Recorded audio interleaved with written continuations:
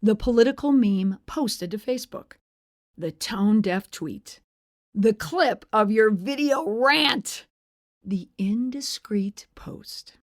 If you're on social media, then the odds are not in your favor that at some point you've posted something regrettable. In today's volatile environment with political and cultural issues everywhere, more and more people are making regrettable posts on social media. Not only is it embarrassing, the social media backlash can bring shame not only to yourself, but to your spouse, your partner, your kids, your friends, your colleagues, and your place of employment. Today on the podcast, how to prevent a regrettable social media post, and if you do it, how to fix it.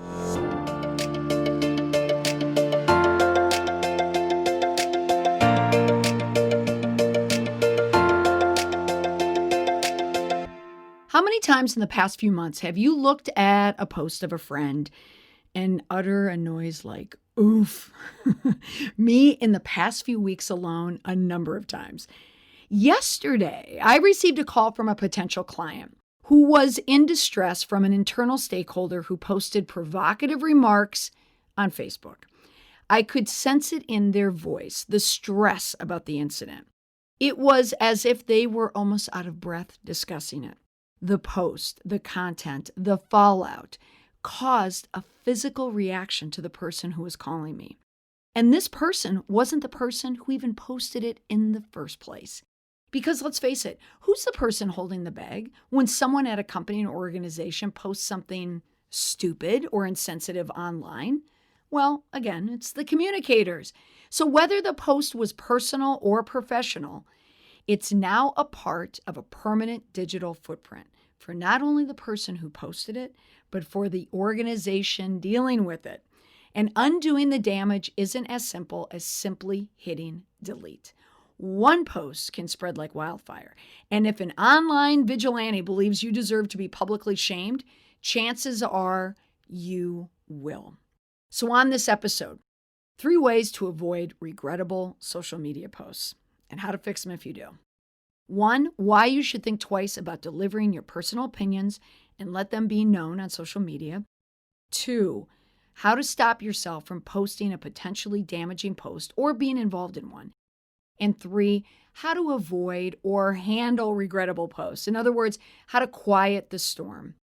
I think many of us would agree that social media is an awesome thing. You can learn so much from social media, from posts from your friends and people you follow around the country, around the world. It can help your business. Sharing news is always helpful. There's absolutely, positively no doubt that social media can bring joy in our lives, if not just professionally, also personally. That is, except when it doesn't, when it brings stress and regret. There was a study by YouGov Omnibus, and it was a survey granted from a few years ago, but I think it hit the nail on the head for this episode. Americans in the survey were asked the single biggest social media regret. 36% indicated that they didn't properly consider a response and sounded foolish.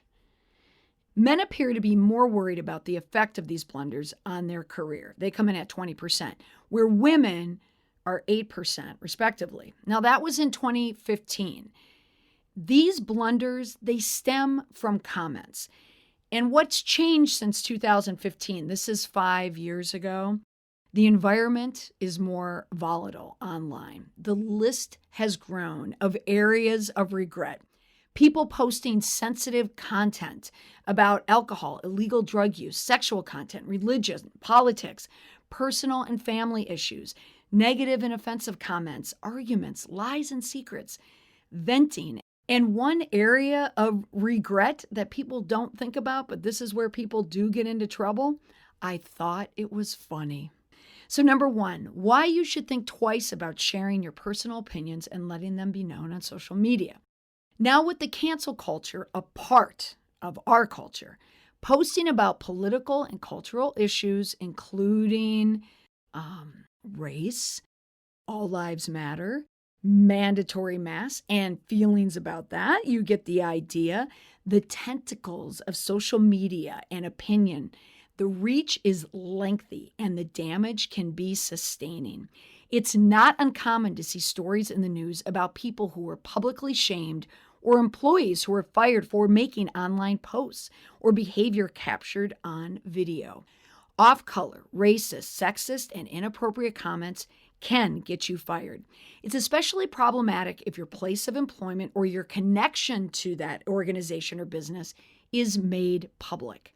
Any offensive comment could potentially be an issue if it goes viral.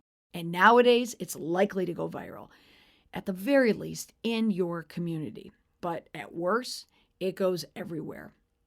Now, no business or organization wants to deal with the distressing PR that comes along with a poorly worded or offensive tweet or Facebook post. For example, you may have heard the story about Daniel Maples. Does that name sound familiar? If it doesn't ring a bell, this clip may jar your memory. You're 6 feet away from you. You're harassing me. I'm not harassing you. You're coming close to me. You're coming close to me. Back off! Dad. Threaten me again! Dad. Back the f*** up! Put your f***ing phone down! Does that exchange sound familiar now? It was recorded on June 27, 2020 at the Gulf Coast Town Center, Costco in Fort Myers, Florida. The person filming the exchange was not the person who was being yelled at. Now, that's telling because it says that anyone can record anyone's behavior in public. The same applies to written social media posts. Anyone can share them. Now, back to the Costco in Florida. Now, the person Maples was yelling at had asked him to comply with Costco's mask policy. Once this video went viral, about a week later, that was the first time I saw it. I saw it the day it was released and the day it went viral. And I was waiting 3, 2, 1 to hear from Maples' employer. That employer was Ted Todd Insurance in Fort Myers, Florida. They, brava, tweeted their response. So at Ted Todd Agency on July 7th, threatening behavior and intimidation go against our core mission to be trusted advisors in our community. We are also committed to immediately reviewing our internal existing culture at TTI. We ask that further feedback be sent to hr@tedtoddinsurance.com. Nicely done. Signed, Charlie Todd, the CEO of Ted Todd Insurance. The follow-up tweet. Thank you to everyone for their comments and messages raising awareness about a former employee. Their behavior in the video is in direct conflict with our company values, and their employment has been terminated. Now, your company likely has a social media policy. I hope they have a social media policy. Not all do. I certainly do trainings where people will indicate that they do not have one. Now's the time to have one at your organization. I'm asked about them all the time. Where do you find one? What should be in a social media policy? Well, the answer is only one Google search away. Now, the social media policy should reflect what happens in an employee's poor judgment and behavior that can negatively impact the company online. Now, when something does happen online, apologies, boy, they're expected. They have to happen. But people are no longer expected to get their job back. If something does happen, something you've said online, your employer will likely cut ties before you even get around to deleting the post. That's just how it is nowadays. So in the case of a video being shared on social media, like in the case of Daniel Maples and the many before him, viral videos are permanent videos. They are a part of your permanent record now. So if it happens, good luck finding a new job. The only way you're going to be able to do that is if you have an apology already out there and ready to go. Now, number 2, how do you stop yourself from posting a potentially damaging post or being involved in one? If you don't want to be filmed doing something stupid, well, don't do anything stupid. If you blow up in public, you will likely blow up online and blow up your reputation. People are now wired to go for their phones when they hear or see anything unusual. People are just wired now to do it. So that's why we see so many clips end up online. Now, it's true, there are times a clip can be used and it can go online and go viral. And someone can rightfully say, I was taken out of context. They can use that as a defense. For instance, a few weeks ago, I was having a conversation with my mom, and we were discussing a video clip from the golf cart parade at the Villages in Florida. Again, Florida. There was a video clip, in case you saw it, of a man in a golf cart during this parade who shouted white power. And President Trump tweeted the clip approvingly and then took it down. My mother happens to be a resident of the Villages, and she is often put in the position of defending living in the Villages to her family. So that being said, when this conversation came up, I was all ears. And she told me, but Molly, and that's how she talks to me, the media doesn't show, no one ever shows the entire video. There was a woman from Connecticut who was harassing this man. Now, I have no idea how she knew this woman was from Connecticut, so it tells me maybe she knows some of the players. I don't know. But my mother believed, as many people do. I hear it all the time. Almost every training I give in person, someone will tell me the media takes information out of context. There's fake news. They only take a portion of the clip and they air it. Now, yes, that does happen. But I had mentioned to my mom that the tweet was a viral video. And yes, on the tweet, the video was condensed. It was just a clip, but it wasn't a news story. It was a part of the video that was shared. But when it did get picked up, it got picked up by the news, by credentialed news outlets who shared more of the video. And it did indicate, at least from all the videos that I saw, that people outside of the cart, yes, were harassing the Trump supporters in the golf carts. But this is something that can only happen in a retirement community, I guess. But the Trump supporters were in the golf carts, but the people outside of the golf carts were Biden supporters. They were holding Biden signs. So what was happening, what we were seeing online was a political argument happen. So it was a political protest / golf parade. But I ever so gently told my mother, as I tell people in my courses when we discuss this, it doesn't matter how much of the clip was shown. It doesn't matter if it was quote unquote taken out of context, because it was the 1.8 seconds of the clip that mattered. The man in the golf cart yelled, "White power." And I said to my mom, you could show me 8 hours of that video, but you can't take white power out of context, okay? There's no acceptable, plausible reason white power isn't racist, okay? So whether 2 minutes or 2 seconds of a video clip, context or not, some events are irrefutable.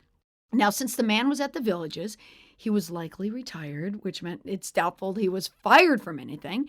I'm sure he'll live to see another golf cart parade. But if he was employed, he would likely be, quote unquote, retired. Where's your white hood? Where's your white hood? Racist. Yeah, you got it. White power. Racist. There you go. White power. Do you hear that? So that leads us here to the next portion, how to stop yourself from blowing up online. The first rule, never post in a hot state. People often regret things they posted in highly emotional states or while under the influence of alcohol or drugs. So it leads to a lack of concern for the consequences. People sometimes make regrettable posts when they are in a positive mood, when they are feeling full of themselves or full of the event at hand. Now, I experienced this when I was posting like mad when my daughter Kathleen's soccer team won the state championship. She scored 2 goals, she assisted in the others, and I was posting and tweeting away because I was so excited. And I did have an awareness for this hot state, my hot state being an excited soccer mom. But I also knew it was a little over the top. So I held back and I didn't mention that Kate was the leading scorer on her soccer team, because how obnoxious would that be if I said that? Well, Ha ha. The unintended consequence of positive emotional states while posting is that people will think you're obnoxious on Facebook. So if you don't post it on Facebook, no one will think you're obnoxious. However, if you say it on your podcast, it's up for grabs. But no one loses a job for bragging on social media. It's the combustible posts, these combustible online incidents. They never happen in one phase. So here you go. Here's the breakdown on how we can identify why these happen. First of all, there's a trigger, a thought, a resulting action, and then a consequence. And yes, whether you are aware of it or not, there is always a consequence. You may not be aware of it, but there is one. Now, here's how to stop yourself from writing or sharing something stupid online. Take a mindfulness approach. This means having an awareness of your thoughts to break the habit of saying something stupid online. And this works whether you absentmindedly grab for a donut in your weight loss journey or hit reply on a social media post. 1, watch for the trigger. And what is the biggest trigger on social? How do you identify it? It's usually connected to stress. You see, hear, or read something and your blood gets heated on a way to a boil. Next, when you find yourself in this hot state, this highly emotional, agitated state, your chances of posting something you regret, well, that increases. When you listen to the 2 clips that I shared, both happen under stressful conditions. If you watch any of these quote-unquote Karen clips shared online, they're usually filmed during a stressful altercation. With the stress we're all experiencing right now, in the middle of this pandemic, masks, race, schools going back or not, politics, it's time to assess the stress. What triggers you? Is it your child not going back to school? Is it that someone is telling you that you need to wear a mask? Seek to remove yourself from the trigger. When you are reading something online that riles you, whether it's an article or a meme, put down the phone for a bit and take a break. If you are doing nothing with your time but sitting on social media all day, well, now it's time to take a break and do something else. Resist the urge to write. But if you must write to get it out of your system, this, by the way, applies to those angry screeds you want to pen in an email when someone really ticks you off, write and then hit close and wait. Take a breath, take multiple breaths. Because we all know the emails and social media posts that you regret, the ones you wish you would not have written, you likely sent those as soon as you typed in that last period. Instead, think to yourself, what is making you feel this way? If someone is sharing information online about unhealthy it is to wear masks, or commenting why mail-in voting is wrong, is it really about the masks? Or is it your conservative views masked in an online discussion when the truth of the matter is that you feel that these masks and social distance policies are impinging on your rights as an American citizen? Or if someone is commenting on social media about the brutality of police officers and that police departments should be defunded, are these strong feelings exaggerated against police because they themselves, these people, are going through situations where they feel oppressed and the biting commentary about the police is more about an abuse of power? So the posts about going back to school, the masks, police officers, think about the police officer on the other end of that post, or the spouse of a police officer, or a child, or your customer who has an illness, who has a comorbidity that would die if they came in contact with COVID-19. They're going to take serious offense to that. So remember your thoughts that led to your feelings. Those feelings are going to lead to your actions. If you don't try and break the cycle, it will lead to that same action over and over again. Now, granted, it's not always easy to recognize that your thought is driving you to these unwanted consequences. Now, the consequence. During the past 10 years, social media networks have played an increasingly important role in the lives of people, affecting the ways in which people relate, communicate, and share opinions with one another. These conversational platforms are filled with people with common interests, relationships, politics, and passions. And when they gather online to discuss, share, and exchange ideas, well, with the frequent changes in social media algorithms, people cross into other spaces where they don't typically tread. So, in other words, you may normally see posts pop up in your newsfeed, but all of a sudden, boom, you're going to see a highly volatile post, and your friend has commented on that post. These differences of opinions and these algorithms result in these flare-ups. Now, 3, how to avoid or handle regret, how to quiet the storm. Now, savvy social media users often employ strategies that help protect their privacy to avoid a regrettable post or alleviate the negative impact, at least, on a regrettable one. According to CareerBuilder.com, 18% of companies have dismissed employees for something they've posted online. I made those 2 comments next to each other for a reason. It's the people who are protecting themselves online are the ones that are less likely to get fired for something they've said online. The riskier the behavior is usually from people that don't quite have a handle on privacy settings. It's a common misconception that people can say whatever they want online and they shouldn't be fired for it. That's not true. Employers, private employers, anyone can take anyone offline for something they said if it brings back something negative or has crossed the line based on a social media policy. So don't assume that you're going to be able to post whatever you want online without repercussions. Now, how can you prevent, avoid, or handle this regret?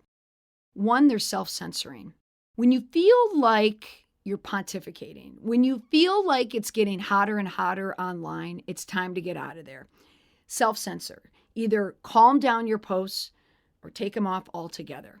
That's the act of self-cleaning. Deleting posts, untagging people from posts, untagging yourself from posts. You can do that. Even if you don't make an inflammatory remark and someone else has tagged you, simply untag yourself from the post. Also, often just delete. Now, people can screen grab and take something that you've posted and it will still be there. It happens all the time. But in personal accounts, it's not quite as likely. So as soon as you know something has been posted and it's ill-advised and someone is telling you to take it down, delete it.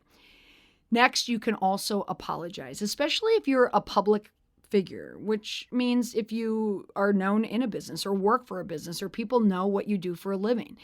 You may have to apologize if that post was leaked and if it goes viral. Next, you can play along with conversations. You can get into them, but you don't have to post. You can be on social media, commenting, liking, disliking, sending an emoji, but you don't have to get into the conversation. Don't feel like you always have to share. Just watch. Next, decline or ignore friend requests from people you don't know or sort of know. Your leakers could be someone you don't know well or someone at work. Just because you work with them doesn't mean that you have to friend them. A question that I get, can someone tell if I've deleted a friend request? No, or a follow request. No, you can just leave it be and you can delete it. The only way they would know is that you just didn't accept it if they were to check it. Next, select an appropriate communication channel. If you are starting to chit-chat online about topics, it could be safer to do it, let's say, on a Reddit where your name isn't on there. Doesn't mean that you should say something bad.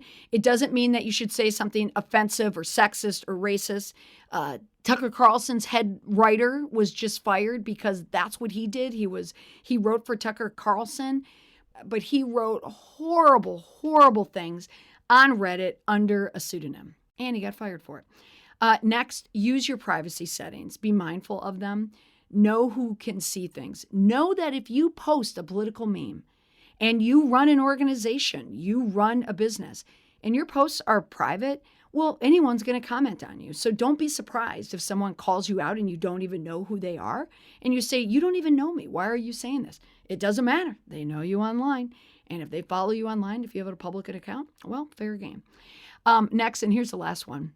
I don't always advise this, but you can do this in the social media world, which is the use of fake names. Now, you don't want to use fake names as I just mentioned, Tucker Carlson's writer. He was using the pseudonym to hide insensitive, off-color, sexist, racist comments. We don't want to do that. But you can use accounts with names that don't have your full name on there. Teenagers are Gen Z folks. They have mastered this on Instagram, and they're called Finsta accounts, which stands for fake Insta. So in other words, on social media, Gen Z, typically, they will have a front-facing account that will be on Facebook and Instagram that parents or people in the community, teachers, coaches may see. But then they'll have an alt account for their friends, and it will have a different name. Now, right now, you may want to delete your account after everything that you've heard. But wait, there is a benefit to social media. Literature has shown a positive association between Facebook usage and psychological well-being. As we use social media more and more in business, it increases your social capital.